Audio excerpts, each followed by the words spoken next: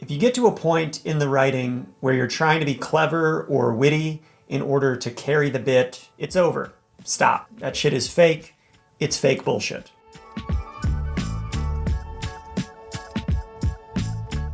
That's a note to myself. I need to read it more often. Like if I'm working on a joke and the joke isn't working how I want it to, sometimes I try to clever my way out of it. I try to play with the language. Ooh, let's see how cutesy and witty I can be. That's barking up the wrong tree. It pretty much never works. It doesn't connect with people. Like nobody's impressed by your fancy baubles dangling and jangling about. Normal people don't care about fancy language or witticisms. The feelings in the joke have to be real. That's the substance of the bit. Being clever is window dressing. Picking the right words isn't a substitute for saying something authentic. If there's a part of the bit that is making you feel like you're not being yourself, cut it. Cut it. It needs to go. It needs to go. Bye-bye. Bye-bye. I was listening to John Vervaeke, philosopher / cognitive scientist, very intelligent human being. I was listening to Vervaeke's, and he was talking about Socrates and the sophists back in ancient Greece. And I promise this is going to relate to comedy.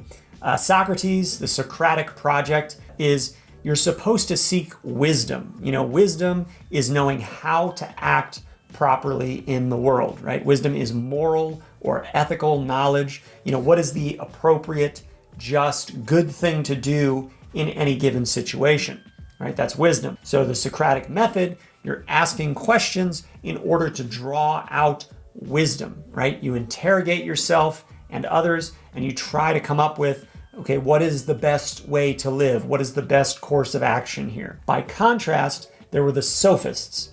And the sophists, not that they were bad people, they just had a different goal than Socrates did. The sophists, their goal was to teach rhetoric. Very exciting. No, seriously, it is, if you are a nerd. Rhetoric, that's the art of effective and persuasive speaking and writing. That's what the sophists focused on. Socrates is how do we cultivate wisdom, taking the right actions in our lives. And then the sophists, how do we convince people to agree and go along with us, whatever we happen to be wanting to do. So those are different goals, very different approaches. And John Vervaeke, when he's talking about the contrast between these two, he brings up the term bullshit. He says bullshit is not lying. It's not the same as lying, right? Bullshit is not saying something that is false. I find this very interesting. It's a good distinction to make. So bullshit runs deeper than that. Bullshit makes you unconcerned with whether or not something is true. Bullshit makes you unconcerned with whether or not something is true. Vervaeke, he brings up marketing and advertising. These are disciplines that utilize bullshit to convince you that you need cars and clothes and drinks and vacations that you don't need. So you can look up the rhetorical techniques developed by the sophists, ethos, pathos, logos. These are ways that can be used to make bullshit emotionally appealing in a consumerist society. The problem Socrates saw with the sophists is that their technique can be used to convince people to focus their attention on bullshit that has nothing to do with living a better life. The sophist techniques can distract your attention away from trying to get at the truth of yourself and how you can act wisely in the world. Okay, so how does this relate to stand-up comedy? Well, you can do a form of stand-up that is all bullshit. Nothing necessarily wrong with that. Done well, it can be highly entertaining. Some people like a bullshit artist. Sometimes I like a bullshit artist, I'll watch an action movie. I like explosions. But it will never be more than entertaining. It's not going to help you figure out anything about yourself or other people. And maybe it doesn't need to. Maybe that's not why you're personally attracted to stand-up comedy, which I assume you are if you're watching this video still, right? But that has always been part of the attraction for me when it comes to stand-up. I've long been fascinated by stand-up as a way in which people process complex topics and emotions. I think the attitude of the stand-up comedian is a good counterweight to standard societal perspectives on all sorts of issues. I think stand-up has more to offer than just bullshit, but only if you approach it intentionally.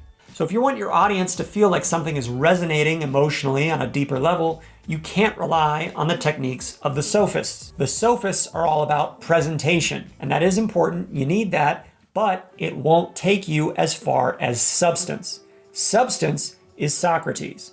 What actually matters in the world? What is this saying about the types of human beings we should be and become? Different question. Different question.